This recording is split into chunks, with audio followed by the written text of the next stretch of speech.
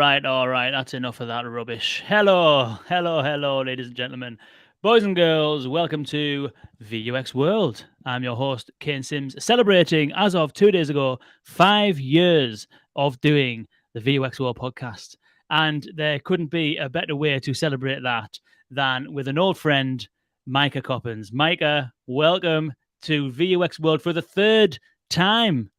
Oh my God, so we're both celebrating anniversaries. Yours is slightly more significant than my third appearance on the podcast. But congratulations, Kane. And I know I said to you to this privately, but really congratulations on what you've built out for the community as a whole. Like, you're my go-to thing when someone asks me, where can I learn about conversational AI? I was like, go and listen to VUX World. Well, thank you. That does mean a lot. Thank you very much for that. Yeah, it started as and it's the essence of it is still exactly the same, which is a kind of quest for learning, basically. And I think that's what that's what people, hopefully that's what people listen for. And that's the reason why I do it, because every time I have a conversation like this, it is absolutely amazing and I learn something new every time. And I must apologize, first of all. I do have a box here for you with your name on it, with one of these caps, which is for your hat trick of doing the VUX World podcast 3 times. But unfortunately, I didn't quite make the postage cut off. You were supposed to have it on your head right now, but I was a bit sloppy this week, so I'm sorry about that. But it is on its way to you, a cap akin to this, to say thank you for the hat trick on VUX World. Right. Thank you so much, Kane. But I dressed in yellow just to be cool with you. So there you Perfect. go. Perfect. No worries about the cap, but really appreciate it. Being on the podcast again, really appreciate being here and sharing with you. And you and I have these conversations each time we kind of come together, and it's great to share it with the wider audience as well. As you said earlier, we could talk for hours. I know, But let's not take hours of people's day. Indeed. Let's get on with it. Cool. So thank you for joining me. Before we do get into the conversation, I want to just give a very quick shout out and let people know about the Edinburgh Chatbot Summit that is coming up in March. It's on March the 15th and 16th. We're going to be doing a track on the 16th, on Wednesday, March the 16th. And it is going to be all about enterprise automation with conversational AI. We've got Vodafone, Love Holidays, Total Jobs Group, Decathlon, LNER, a whole bunch of brands who are going to be sharing the tricks of the trade and lessons learned from implementing this stuff in production. What does it take to implement conversational AI successfully? Told from the brands that are implementing it pretty well. So I hope to see you there. You can go to theeuropeanchatbot.com and you can use the promo code VUXEU23 to save 30% on your tickets. All the links will be in the show notes, and I look forward to seeing you there. Cool. So back to you, Maaike. That sounds very exciting, I must say. It is going to be good. Are you going to be in Edinburgh? I'm not. I'm still on the fence, but now I'm really keen to go. Exactly. It's going to be very good. And there's a lot of companies who are doing some very interesting stuff. Decathlon are doing some interesting stuff. They've basically shut down their call center, and all of their contact now goes through Facebook Messenger, Google My Business, and WhatsApp. And they're managing it really successfully. Love Holidays implemented Sandy, and it's been so successful that essentially they are in the process of re-architecting all of their digital estate to put Sandy front and center. And I know we can probably talk about some companies that you've been working with at OpenDialog that have done something similar, companies that are pretty much conversation only, really. Mm-hmm. And so Love Holidays is an example, though, of a company that's not starting from that point. They're trying to get to that point. Mm-hmm. And so it's a really interesting talk. So yeah, hopefully if you're there, then it'll be good to see you. Yeah, well, I have some fond memories from last year, Kane, where there was some very insightful talks as well, and lessons learned. So yeah. Nice one. Cool. So welcome back. Last time you joined me on this show, I don't believe you were at OpenDialog at that time. I was not. Yeah. So last time we talked about the VoiceX design sprint. So using the design sprint to validate use cases for voice applications. And I wasn't at OpenDialog quite yet. So for those who don't know, OpenDialog is a conversational AI software company that uses artificial intelligence to create sophisticated human-like chatbot and virtual assistants, and that enable our customers, just like the brands that you are going to put on the spot in Edinburgh, to automate their complex business processes. And we've had some nice use cases as well, as you mentioned, where using conversational AI has really made a difference. Not only for our customers, but also for their customers, which in the long run is probably the most important thing. That's what matters, really, isn't it? That's what we're all doing it for.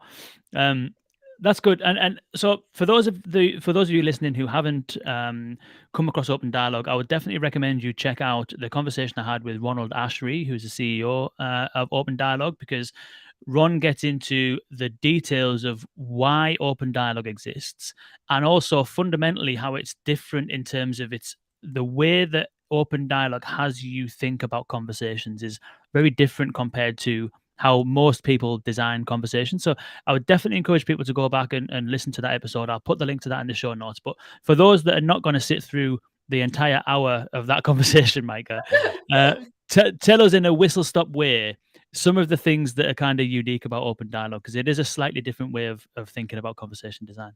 It is a slightly different way of thinking about conversation design, and it has been the setting stone from the beginning, and it is sometimes a bit of a challenge to be the different one, but it's mostly rewarding when we actually see the results that we get for our customers. And so what is so different about OpenDialog is that we think about the user experience first, and that a lot of it is embedded and coming from the way you would think about putting together an application from a UX design perspective. So OpenDialog thinks about the context in which a conversation takes place first, helps you set out the information architecture of the conversations first, and then helps you leverage natural language understanding within those contexts. So it is the other way around approach of some sorts. And I always compare it to a closet, whereas if you're focusing on natural language understanding, what you get is a pile of clothes, as in a pile of intents. And then when you have to get up in the morning and actually get the right clothes for that day, for that circumstance, you have to go and scurry around for it. Whereas OpenDialog really makes you think about the closet first and hanging your clothes together so that you can go in the morning and say, okay, I need to go to work and have a fancy conversation with my boss about my promotion. I get this hanger with this costume on it. Here I go, and I'm ready to go. So that's kind of what's fundamentally different, is really taking the approach on what is the customer journey, what are the conversations that need to be had with this customer for them to accomplish the goal they're here to accomplish. Yeah, that's a good analogy. That it's you can always tell. In fact, this was part of a talk that I gave at the Edinburgh Chatbot Summit last year, I believe, which is that I think you can always tell when something has been built from an NLU first perspective, which I think was like the first generation of chatbots, and maybe there's a few generations after, and I think it still happens today, which is that things get built from the point of view of and it's mostly this is no detriment to developers and technical people, because they are fundamental to making this stuff happen. But when the technical brain leads the conversation design, it can be often found that you begin with intents, you begin with training data, and then you try and cobble the conversational bits on top of it. And you can always tell when that happens, because you can't move from one intent to an adjacent intent. You're very much stuck in this tree-based thing where the only path is forward, and it's only going to be the three things that the person's decided are next. And so it's kind of like, for me, I don't know if you'd concur with this, but I can always tell when something's been developed first rather than designed first. So I think I can concur in that there are a few conversational applications out there where you can definitely feel that that is the case. I wouldn't pin it down to whether it's engineering or design first, etc. I think over the years we've all kind of learned and moved on from just being very natural language processing focused. Well, I'm hoping that we've moved on, although some of the recent evolutions might prove me wrong. But what I do think is important and doesn't perhaps get enough attention is that the magic happens when engineering and data are invited together with the design from the start of a project. And I think when the two work together and collaborate, and this is actually part of the talk I gave with Ron last year at Edinburgh European Chatbot Summit, when there's like conversational collaboration, you can almost call it, from the get-go, that is where you can see the magic happen. Because there's definitely been instances where even from a design perspective, you can design everything under the sun, right? But if an engineer can't make it happen, well, too bad. And then the other way around, engineers have insights, really have profound insights to what is technologically possible now, that from a conversation design perspective, you might not have the insight into quite yet because it's a recent evolution, because it's something that they just came up with. Which at OpenDialog, I've had lots of these instances where like, oh, well, you're not going to do this because, well, perhaps that's not possible. And then we'll sit on a call with our engineers and they said, oh, we found like this new idea and what do you think? And how could this work for a conversation design? And that's where you see the magic happen, right? Not so long ago, I was listening to a talk that Marty Kagan, famous product manager, was a product author, was giving, where he kind of made a similar point, saying building a successful product is all about building a great user experience with the capabilities that are technological available now. So what is kind of usual, valuable, and feasible in that moment. And I think that kind of comes back to what we're doing with conversational applications as well. It is in essence building an application for an organization so that we can provide as much value to their customers as possible.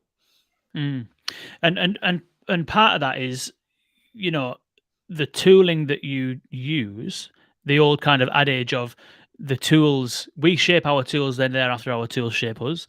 And I think that the focus, as you mentioned, the focus on natural language understanding and that being the core component initially has led a lot of tooling kind of providers, IBM Watson, I'll pick on the big guys, IBM, bad guys and girls, IBM Watson being one, is that when you log into Watson, same thing with Dialogflow ES, CX is a bit better, but you log into Watson, first thing you get is a big long list of places where you can input your intents. That's like the starting point. So it's like the tools encourage you to begin from the intent up anyway, And so when it comes to creating good experiences, it's often that the design side of things has to be done elsewhere because the tools don't necessarily lend themselves to the more kind of design thinking. And I suppose that's the gap in the market where OpenDialog sits. Correct me if I'm wrong.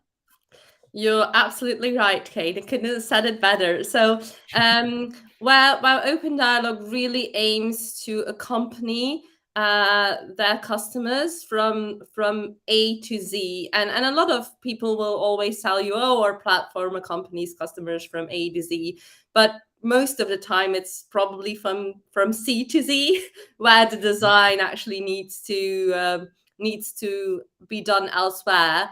Or the other way around, it's kind of from A, but then to W, and then the deployment is a bit trickier because other technical considerations come into play, where you'd almost feel, oh, this needs an engineer and this needs kind of custom code, etc., etc. And our aim has always been to really do A to Z, and having that approach of setting out the customer journey and setting out the conversations to be had first is a core part of that. And as a conversation designer, obviously it's the part that I care most about.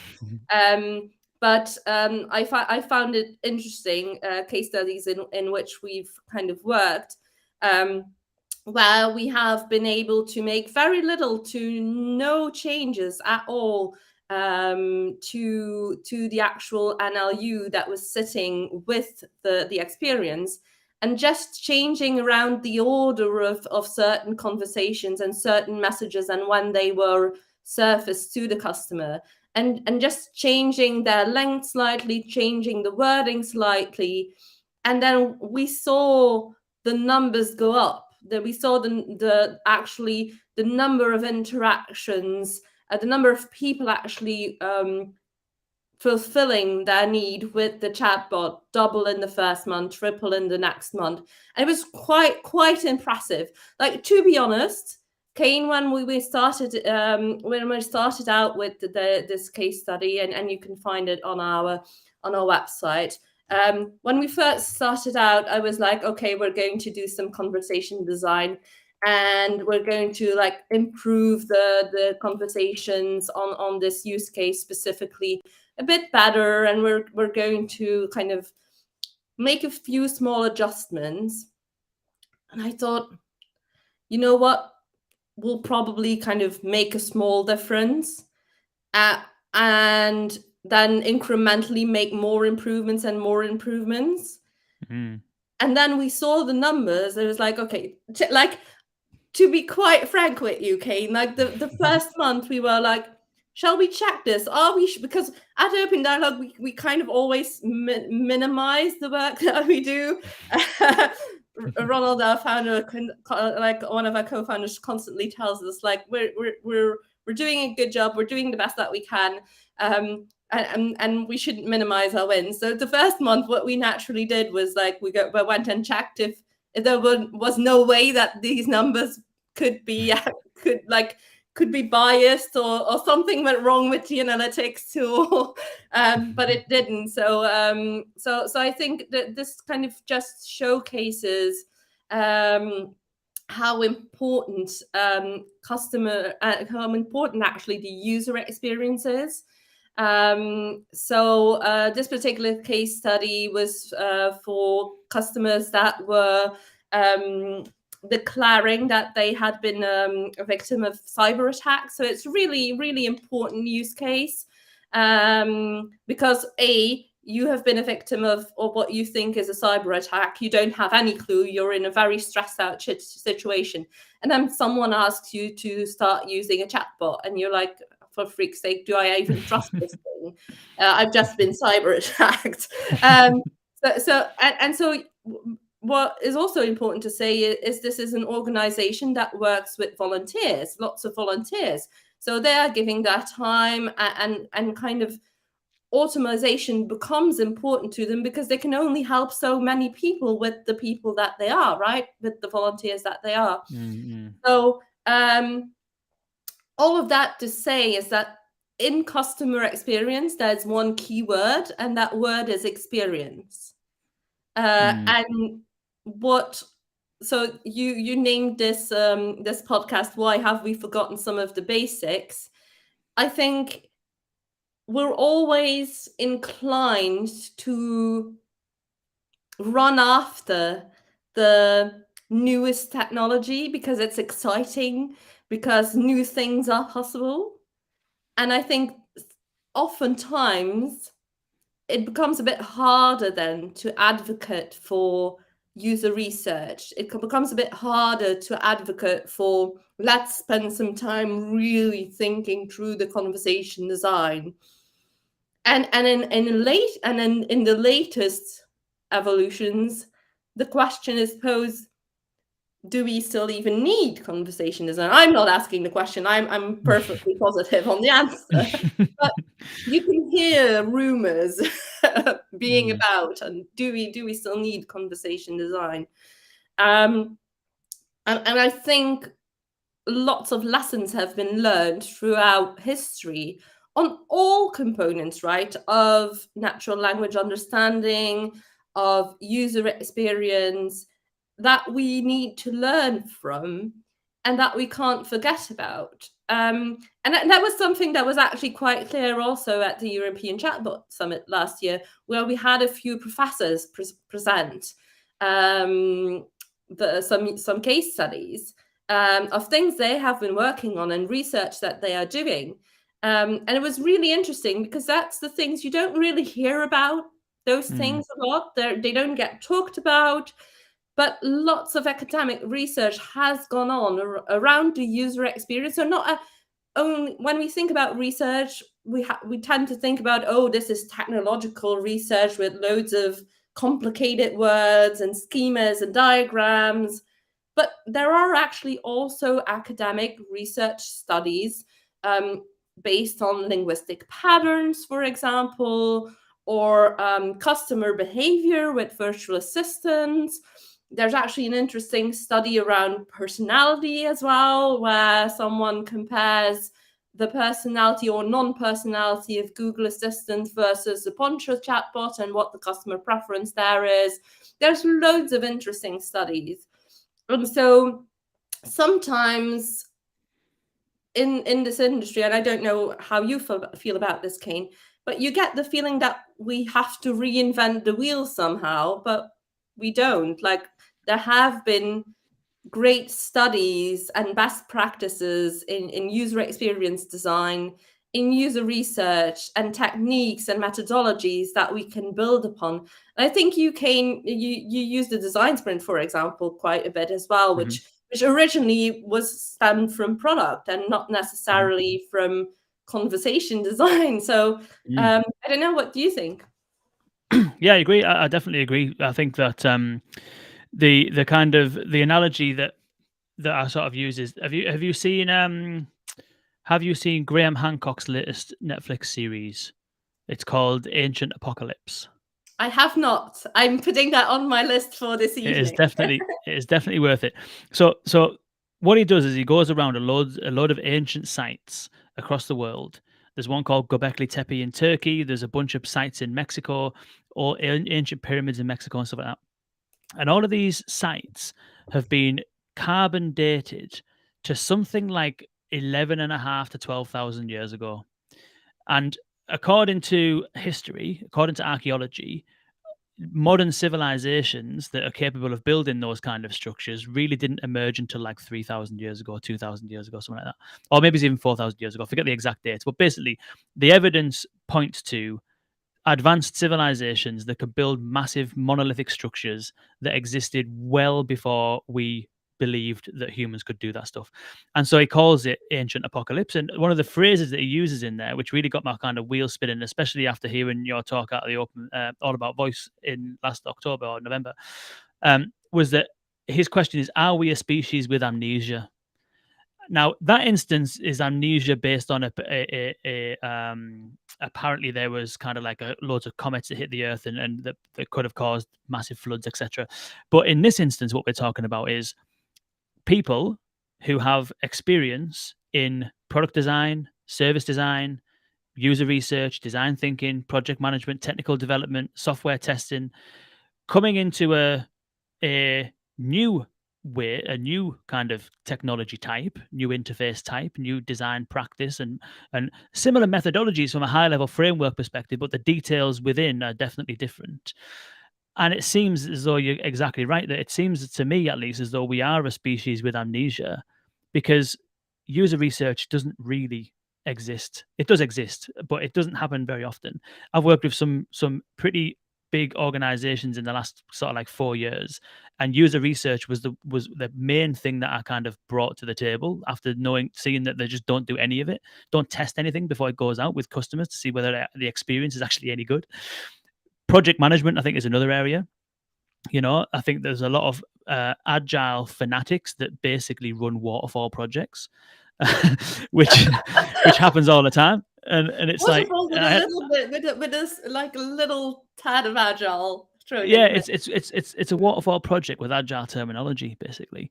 I spoke to Jim Rowe about this, and he kind of concurred that like, because it's a new technology type, and all of a sudden we've got things happening, conversations happening in the wild that are unpoliced, kind of thing. It's like we really don't want to go live with this until we're absolutely certain.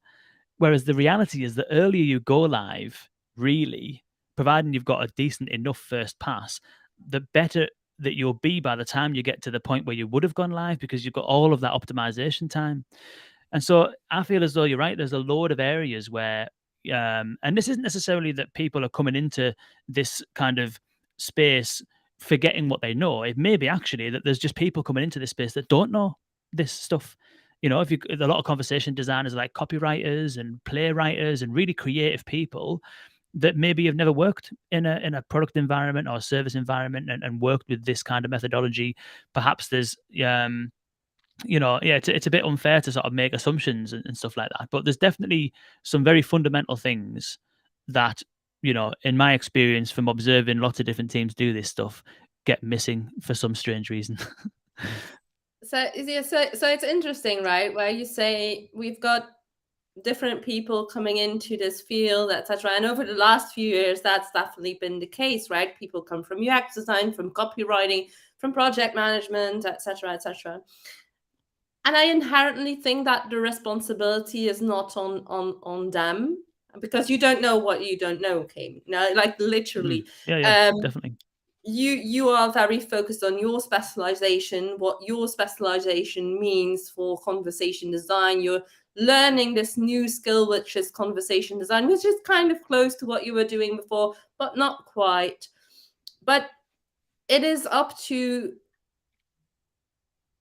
leaders in the field to raise awareness around the fact that, hey, like there's not just this little area, these areas as well. It's also up to educational instances that bring courses to people to say, listen, these are the foundations, these are the basics. And this then allows you to concentrate on the detail of what you were originally good in as well, but broaden up the horizon. And then finally, something that I've learned kind of going through loads of projects is you also need stakeholders to create the space for the people within their organization to actually do these things.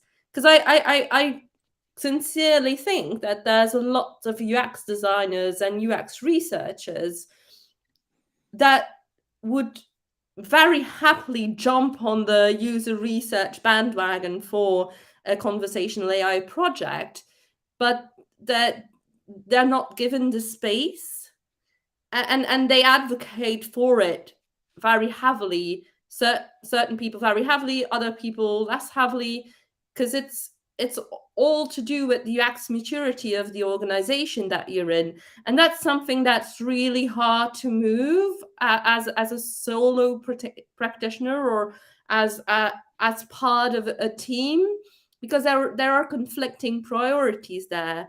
The experience needs to go out to the world. It needs to be built. You need to do your best possible. You know that user research would be great, but it feels like this daunting thing because you need to sell it into your stakeholders. Whereas the other way around, when you're given the space, it's like, okay, we can do this. And if platforms, when they go into organizations, rather than just selling the tool, they also say, hey, listen, we have the tool, but it's really important that you know what you're doing with our tool. I think we all have to contribute as a community to the fact that these experiences become better and better. And I think over the years, they most definitely have become better and better.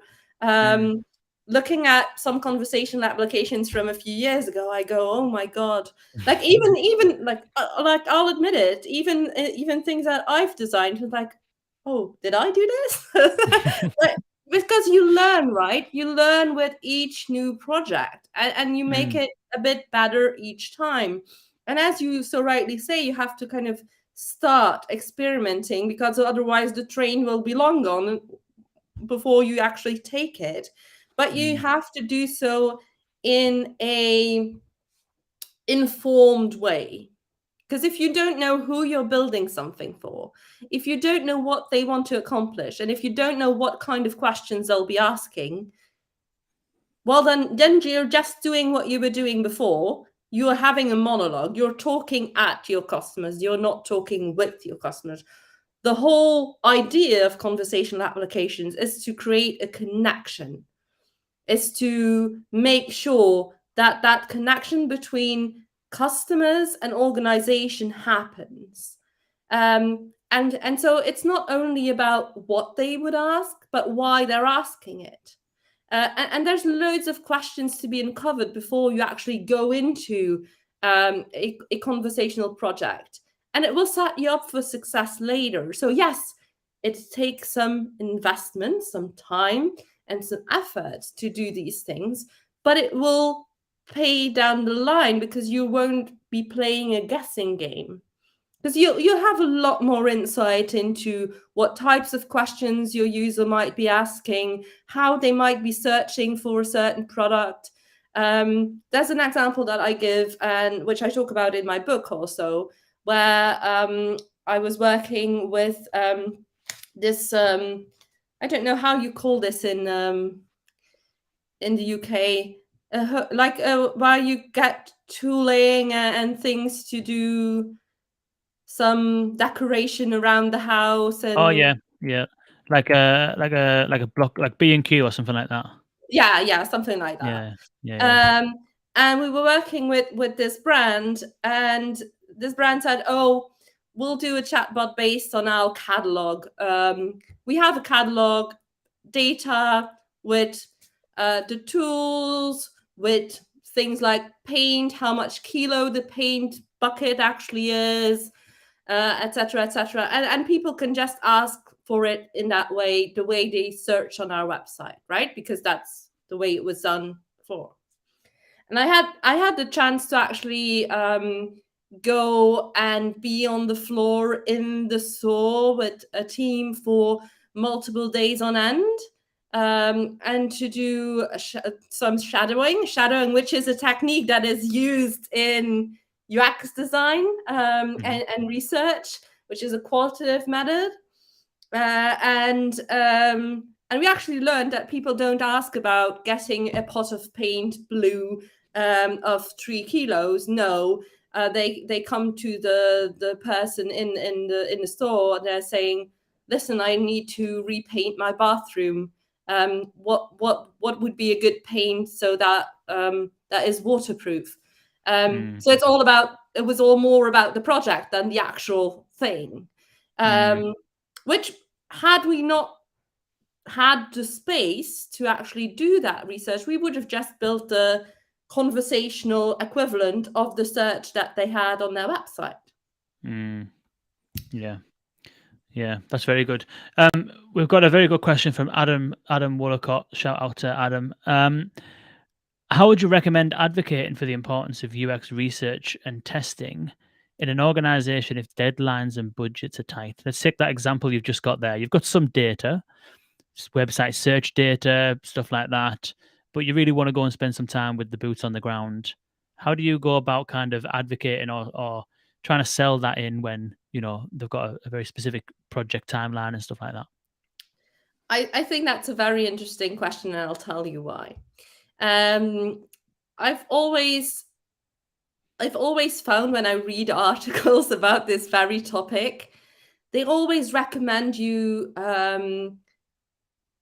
to kind of start small, or you can tell them that it will pay in the long run, etc., etc. Which all of that is true, but in the reality of an organization, you can tell that to stakeholders until your face goes blue. The reality of it is that deadlines are what they are. They need to be met, and budgets are what they are. And oftentimes user research has not been calculated within that budget.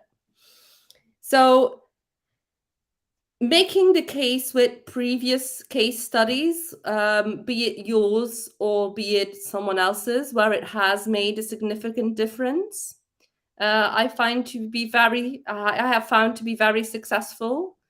Making user research sound less daunting, because a lot of the time user research feels like you have to use like 10,000 methodologies. You have to have quantitative information, qualitative information. You have to go out there, be in the store for a week, doing very intricate things. But actually, you can do it in as little as 5 days, Kane. You know this. I know, yeah. Yeah. So and you can even do it in as little as 1 day, because the testing part of the design sprint is just the 1 day. So the advocacy goes around the fact that you make it smaller, you make it sound less daunting, and then you showcase the value through case studies, yours or other people's, because obviously if you're in this organization and you've never been able to do user research, case studies will be hard to come by for yourself. And then little by little, it's doing a little experiment and finding a little time, because you can start really, really small. You can build a quick prototype in no time and test it out with a few people. And yes, it will not be ideal. And yes, you will then get the feedback, because it's interesting, right? When you don't do any user research, people will tell you, oh, well, there's no time or there's no budget. When you then do some on your own, they'll go, oh, well, 5 users certainly is not enough to make any conclusions. So it's interesting, right? So it feels like it's an ongoing battle. But proving the value through case studies, I have found to be very valuable. And then also making it sound like it's less daunting, because it feels like, oh my God, because the core of the thing is, what the fear really is that you need to kind of alleviate is, it's not so much about the fact that money must be invested. It's also about the fact that what if the things that we find completely turn upside down what we had initially planned to do, because stakeholder conversations have been had, this idea has been sold, and therefore it must now happen. And so it's about alleviating that fear, and also not saying, oh, what I'm going to find, your idea, your hypothesis, I think it's absolutely not right, and I'm going to find out, and I'm going to do user research, and they will tell you to flip it on its head. It's about finding in the user research the smallest things that you can improve that can make the biggest difference within the remit of the project that you're doing. And obviously, if you find that it absolutely doesn't make any sense, by all means, say something. But I think it's about making it less mysterious, making it less daunting, and also doing the smallest thing, doing the smallest experiment with a few people that will already tell you quite a bit. And you can... There's also always this question around recruiting, right? Because you could say, well, actually, you can take it away and show some family members and get some feedback. But then there's the question of bias, because really they want to help you out. They want to be nice to you, and you can tell them, oh, I don't really care. I'm happy to get your feedback, but there will always be bias there. But then there is the idea of using of having users that are what I call once removed, which is not like your aunt, but perhaps some friends of your aunt's, which is already a bit further removed from you, but still, if she's part of your audience, I think what makes it easy to advocate for user research also is to have a solid plan. Because if you go to a stakeholder and say, oh, we should do user research, Like he'll tell you, okay, well, what does that really mean? How many people should you interview? Who do you want to interview? Are these people going to have NDAs or not? Or is there regulation around how and where you're going to interview them?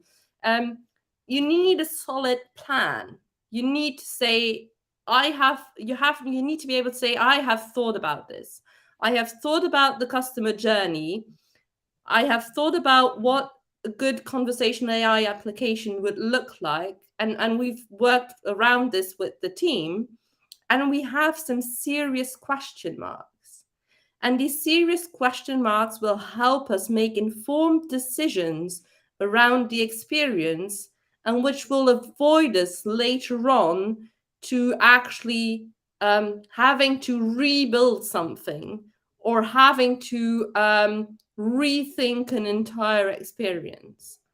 And I think that's where I nicely make the bridge to tooling as well, because there are things that once it's out there, user research is not just up front, right? It's just not just, a lot of people think, oh, it's before we actually do something. It is important before, it is important during a project, and it's also important after a project. And what's interesting is that A/B testing, for example, is a wonderful example how you can make small improvements incrementally to your experience that can make all the difference. I've seen use cases in which people would get called proactively by one of their finance companies, and it was formulated in a certain way. So it was kind of to collect money from people that owed money, and it was formulated in a certain way, and they didn't have a lot of success. And then they did some A/B testing and changed a few words, just a few words. And they found that, oh, actually, if we just change 2-3 words in this sentence, we actually get more results. And so having a tool that has the flexibility for you to easily change things, easily do A/B testing, easily kind of expose users to different versions of your application, that is gold. And that is something that doesn't require a lot of effort or investment. It requires you to have a tool that allows you to do that, and then little by little make small incremental improvements to your experience based on what you find. Absolutely. And the question also is what situation are you in? So, for example, if you're working in a company and you're a designer in a company, then all of those things that you've said apply in terms of how to advocate for user research, how to do it. I mean, we didn't mention guerrilla user research, just getting out there and doing it, not asking for permission, just going and getting some data, getting on the shop floor if you work in like retail or whatever it might be, and actually just getting out there, there's, you can literally do, as you mentioned, you can do testing on applications in a day. Just collar some people from marketing, try and get hold of a couple of customers, get them on a Zoom call and put an application in front of them and just observe them testing it. There's lots of different things you can do, but from the other side, if you're kind of not within the company, but you're a kind of service provider, then you just build that into everything that you're proposing. Like, this is the way that we operate. This is stage 1. This is how we engage with users. Stage 2. This is how we do the same thing here, and you kind of build it into the sort of framework. Like it's for some things, and also building it around that concept you mentioned. Here's some question marks, some assumptions. Like, what is it that we want to learn is the question, isn't it? Like, what do we not know and what do we want to learn?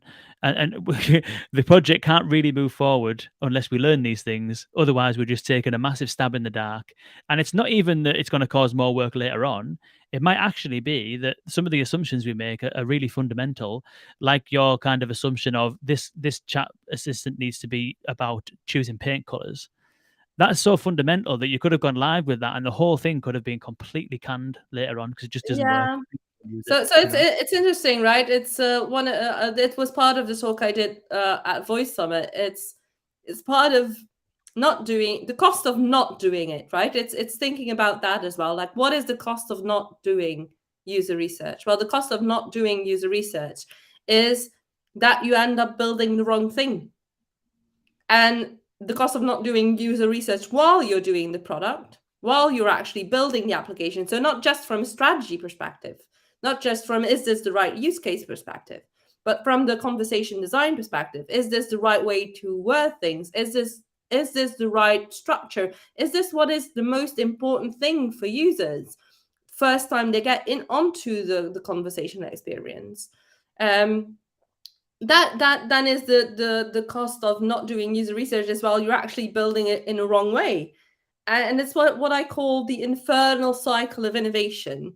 It's where, oh, we want to do this thing because there's a new technology. Let's not invest a lot of money and do an experiment.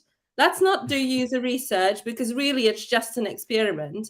Let's also not market it too heavily and not talk about it because really it's an experiment. And then in the end, we go, okay, let's review what we've just done. Oh, nobody used it. Oh, so this technology really doesn't work. And it's like, yes, because all of these decisions that have been made. And so it's about the cost of not doing it. And I think you're very right in that service providers or platforms need to also advocate for user research and need to also make it part of the services and the tooling that they provide and make it easier to do things like A/B testing, for example. Need to also accompany their clients when they say, oh, we want to do this thing with your tool. Okay, great. Have you thought about all of these things? Can we validate this use case together, for example? Really important, because it's important for everyone that is concerned, right?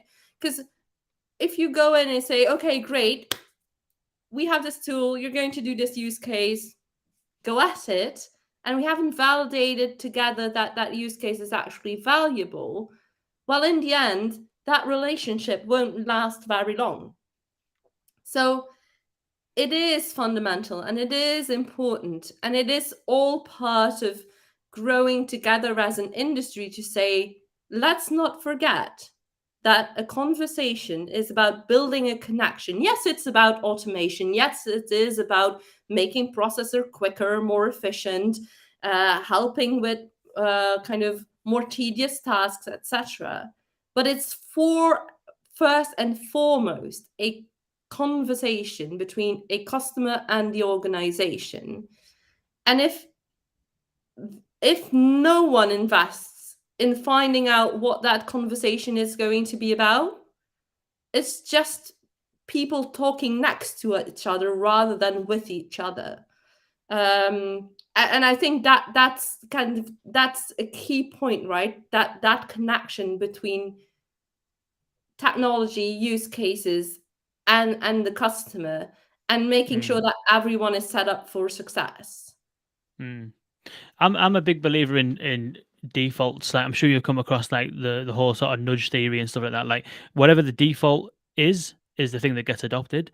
And so if a default behavior is, these are the activities that we do in a project, regardless of whether you're on the outside as a service provider or technology provider, or the inside as part of a design team, this is how we do things around here, is a very kind of important sort of message. It can be to your detriment if it doesn't change over time. You can get stuck in a rut and things become stagnant. But making it a default behavior, I think, is really important. But what do you think about? This isn't necessarily a devil's advocate question. I suppose it's just a different way of doing user research. It's a different type of user research. It's probably more. It is quantitative, but it's also a mixture of quantitative and qualitative, because you can go out there and you can do interviews, you can do shadowing, you can get a real deep understanding of customer needs, employee needs, things like that. What would you learn from that you couldn't learn from things like analyzing transcripts, for example? Or is there in your mind a specific reason to do one of each activities, kind of more kind of in-person, really high qualitative sort of interviews and shadowing, versus the more kind of volume based transcript analysis? I think you're trying to answer different questions, right? With and this is the eternal question: should I do quant or qual? Which again is an age-old question from user experience. So nice that we kind of backtrack to the fact that are we having amnesia? I think you're using, like, you're answering different questions, right? Listening to transcripts will tell you what kind of questions people are asking, what kind of questions, what kind of answers they're getting. Will give you some insight into perhaps the tone of voice that's being used. What it will not do is, well, it will not tell you why people are asking those questions. It will not tell you what they're trying to accomplish. It will tell you, oh, a user asked 10,000 times, what is this organization about? Oh, this is a very important weighted question, we should answer it. But it doesn't tell you what's the sentiment that sits behind it. Is it because the experience seems a bit clunky and therefore the trust is low? Is it because actually they want to verify the privacy and conditions, etc., etc.? You don't know. You just know that people are asking that question. And I think the combination of both is really important. It also depends where you are in your project. And so for people that really want to look into what type of methodology should I use when, I invite you to, and I'll share this link with you, Kane, so that you can kind of share it in the side notes as well. Southern Compass, I don't know if you've ever heard about them, has a framework for actually thinking about quantitative versus qualitative data and when you need what. And they have a grid that you can actually put that on. Is that, what do I want to find out? How early am I in the project? Do I have data available or don't I have data available? Have I got more assumptions than certainties? And there's actually a whole framework there that they've put together, and it's quite interesting. It tells you a lot about what types of research you should be doing at one point. Very nice. I put myself on mute there because Winston's gone mental downstairs for some strange reason. He heard I don't know if user you can hear him research in and the he's background. going, yes, you should definitely do that. Yeah. That's dog for. Yeah, definitely. That's cool. I'll put that link. I'll put that link in the show notes, definitely, if we can send it across. That's cool. So what we've spoke about some areas that we might have amnesia on. We've got really in depth into user research, the reasons why, how to go about it, how to set it in, when to do what. Obviously, there's probably a lot of other areas we can get into in terms of areas where we've got amnesia. But I'm keen just to get your thoughts on. You alluded earlier on to, do we get drawn towards the new shiny thing all the time? Does that potentially distract us away from doing things properly that we should be doing based on what's feasible and achievable today? And does that, how do things change conversation design? Was another thing. A conversation design going to be made redundant and all this kind of stuff. And I remember giving a talk in 2021 to one of the Voice Talks events, and I'd just come out of doing a series of podcasts all around transformer models and all that kind of stuff. And so I was really enthused by the whole kind of transformer based approach to large language models and stuff like that. And I kind of came out of that flurry of conversations with this kind of concept of conversation design will change, but it won't go away, and it will become important because part of that is going to be policing what these transformers actually do and trying to control them and harness them and things like that. I still probably stand by a lot of what I kind of was saying then, and I think actually I give OpenDialog a shout out in that conversation because I was looking at other ways of doing it, and I think I still stand by a lot of that stuff. But as we've seen ChatGPT, we've seen people get very enthused about ChatGPT in particular. That's then led people, probably for the first time in many instances to look at transformer-based NLP systems. And then it's encouraged a lot of platforms to then go ahead and implement integrations into OpenDialog's GPT-3 APIs to try and bring about use cases. Now, use cases have existed in conversational AI platforms prior to this, of course, but I'm talking now about like the recent hype, which has encouraged lots of people to go and implement these integrations and start to come up with use cases. The one side of the camp is that large language models and emerging technologies really won't fundamentally change conversation design. What they'll do is they'll just sit underneath as a bedrock to catch things that we just miss. You know, those wildcard conversations, it'll just catch them and pick them up and put them back on track.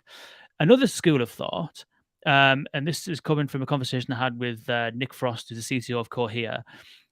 The other perspective is that actually large language models will begin to completely control and drive the conversations over time, so that it's the large language model in the driving seat, and other technologies like dialogue management, like context management, like traditional intent-based NLU systems would kind of sit in the passenger seat or in the back seat and just kind of help it along its way. Whereas the other model is that those traditional, if you like, technologies in the driving seat, and the LLMs are kind of just like, you know, what's the word I'm looking for? Tracking, you know, like anti-slip tracking or whatever it might be, just keeping the car going on the straight and narrow. What's your perspectives on this? Like, do you think that it's going to be under the hood and it's going to just kind of contribute where it needs to, or do you think that really it might kind of re-establish how conversations are created and managed? So it's a very interesting question, right? And I think there's a few things there.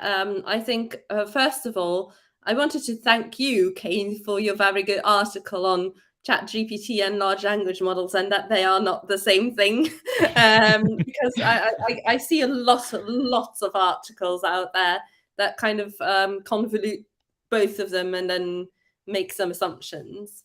I think there's three elements to a good experience, well, probably more than three, but in the context of the large language model conversation, right? I think, yes, there are the large language models that are increasingly efficient, are increasingly impressive, and increasingly accelerate the conversational AI journey. Then you have, but they are what they are. They're models of language, as in they are the answer to the question, of talking and knowing words and knowing sequences of words and phrases, right? And the most probable next thing that would come after a certain question or phrase. Then the second part is obviously the experience, which is, as I said, you can have a pile of clothes and you can have that pile of clothes in a certain sequence, but it just still doesn't tell you exactly what clothes are most appropriate for a given circumstance. And for that, you need the experience, right? And you need something like OpenDialog to manage the dialogue, but not only the dialogue, also the overall experience. Because it's not because you can talk about anything that your customer wants to talk about anything. They want to talk about a precise thing. And from the organization side point of view, there's also the organization wants to accomplish something like e-commerce, for example, or marketing funnels.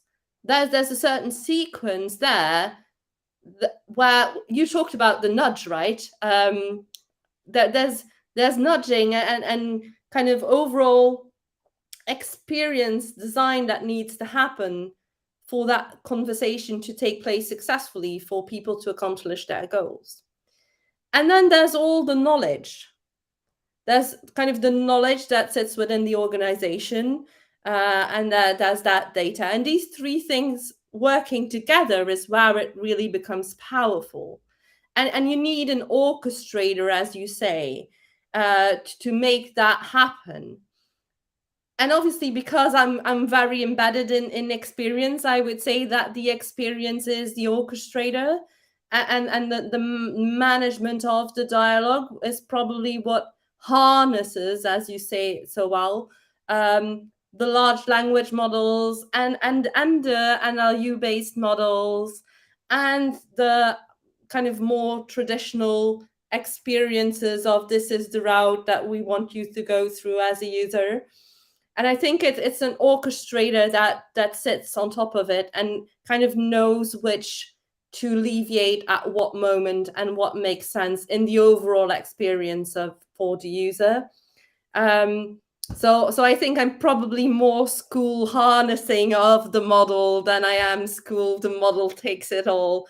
But I mean, things will improve and evolve and constantly keep improving, right? But I think it's important that we keep in mind that these large language models come like with, as we say, great power come great responsibility. And I think that they're very impressive. And I think it's important to make the difference between ChatGPT, which is really just an application of large language models, and what large language models by themselves can do.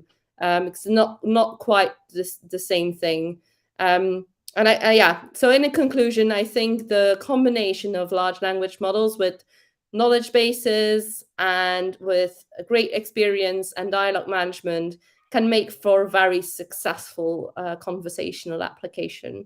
And that's what we're aiming to do at OpenDialog, really, by harnessing integrations with OpenAI. And then in addition to that, for conversation design as a practice, which is another conversation still, I think it's a great enabler. I think it helps. It's an assistant. And that's also kind of the way I'm thinking about it from an OpenDialog product perspective. It is an enabler to open up the realm of possibilities, to open up your realm of thinking, because as we said earlier on this call in a different context, you don't know what you don't know. So as a conversation designer, you base yourself on data and hopefully user research that you were able to do. And you construct the experience around that, around best practices, around patterns that have been researched in the past. But then in the end, you're still there with your bias and your team's bias. And the fact of having an AI assistant to help you open up that realm, to generate new ways of having other synonyms, training phrases, other possible questions. I think that's where the power for now lies for conversation designers. So I think we shouldn't, as a profession, say, oh my God, we're going to lose our jobs. No, I think there is room, and there will always be room for helping organizations to make the right decisions and how to harness large language models or new technology or new things that we're not even aware of will exist, who knows, in a year or two or three. And I think it's an opportunity actually for conversation designers to take up that space of having a more strategic role, of advocating more for making the right decisions and making informed decisions. And that kind of has been my thought from the very beginning. Even when kind of ChatGPT in November came out and suddenly created all this buzz and fury, it's like, okay, great. What does this mean for us conversation designers if everything is now generated? And then I started, okay, well, what is being generated is not necessarily always true. But in addition to that, it's also not very context rich in that, yes, it can remember that you just talked about this other thing. And when you refer to it, it knows that the it was the thing from before, but it doesn't know your context, as in you are this person sitting in this room doing these things within this geographical location, and you have had these kind of interactions on other channels with this company before. So I from the get-go, I thought this is a great opportunity to move conversation design from the preconception of your writers of prompts to you are designers of an experience. Yeah, perfect. That's very well put. Very well put. Jeffrey Carr Harris says, on a more abstract plane, I'd like to give 3 cheers and a shout out to Maaike and her colleagues for the work they've done with building their pattern library and bringing the ideas of Christopher Alexandra to conversation design. So shout out. So thank you very, very much for that shout out. And I'll share that shout out with all the colleagues at OpenDialog. And moreover, also with Joseph Tyler, who has helped us with the pattern library and has contributed to that work as well. Brilliant. And another shout out to Maaike for all of the work that you've done to further the field of conversation design in general. I think, you've got your book, which is out still in French as it currently stands, Design Conversationnel. Is that how it's pronounced? Exactly. So Design Conversationnel is the first French book on the topic. It's published by an editor called Erol, who is the editor of most technology and web technology books, has a whole series in France. And it's a funny thing because my editor actually had to stop me at some point because my user research chapter was longer than the other chapters. It's like, you're writing a book about conversational AI, not about user research. So that just shows you how passionate I am about that. The book is still available, of course. It was published in October of last year. And I think a lot of methodologies in there most definitely still apply. And I had a little blink for large language models in there as well, just kind of on the forefront of it coming up. So yeah, I try to contribute my a little to the realm of conversation design, and hopefully us advocating Kane for putting the user front and center will also create more space for all the conversation designers out there. Definitely.